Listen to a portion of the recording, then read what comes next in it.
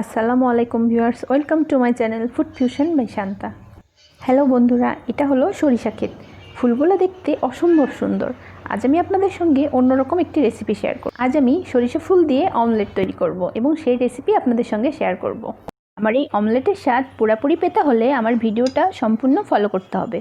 আর আমার এই রেসিপিগুলো যদি আপনাদের ভালো লেগে থাকে অবশ্যই আমার চ্যানেলটি সাবস্ক্রাইব করবেন আর পাশে থাকা বেল আইকনটি অবশ্যই ক্লিক করবেন, তাহলে আমি যখনই কোনো ভিডিও আপলোড করব সবচেয়ে প্রথমে আপনার কাছে নোটিফিকেশান চলে যাবে। আসুন তাহলে আমরা রান্নাটি শুরু করি।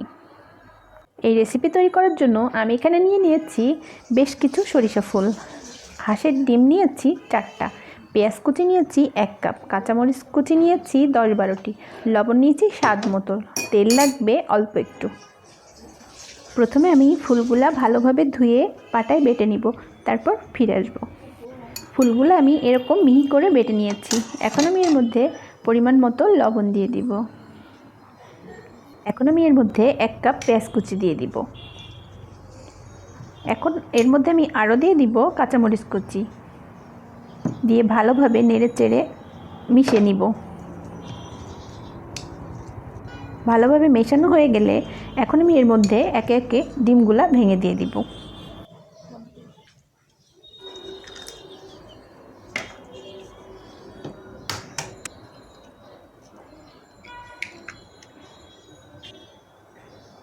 ডিমগুলা সব দেওয়া হয়ে গেলে একটা চামচের সাহায্যে খুব ভালোভাবে ডিমগুলা ফাটিয়ে নিব।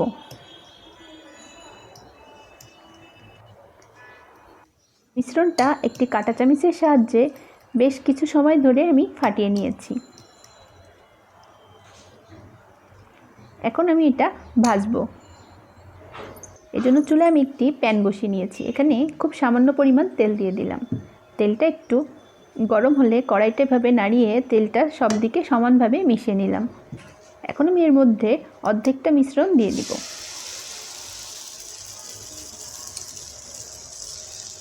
দিয়ে চামচের সাহায্যে মিশ্রণটা একটু সব দিকে সমানভাবে মিশিয়ে দিব। এই সময় চুলার জালটা আমি মিডিয়াম করে রেখেছি। একটা ঢাকনা দিয়ে ঢেকে 2 মিনিট অপেক্ষা করব। 2 মিনিট পর ঢাকনা খুলে সাবধানে ডিমটা উল্টে দিব।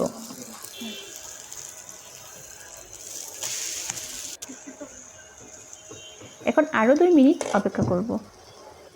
এখন আমি এটা চুলা থেকে নামিয়ে নিব। এই অমলেটের রেসিপিটা আপনারা ভাত, রুটি বা পরোটার সঙ্গে পরিবেশন করতে পারেন। আমার রেসিপি যদি আপনাদের ভালো লাগে অবশ্যই একটা লাইক করবেন আর ফ্যামিলির সঙ্গে শেয়ার করতে ভুলবেন না। সবাই ভালো থাকবেন, সুস্থ থাকবেন। আল্লাহ হাফেজ।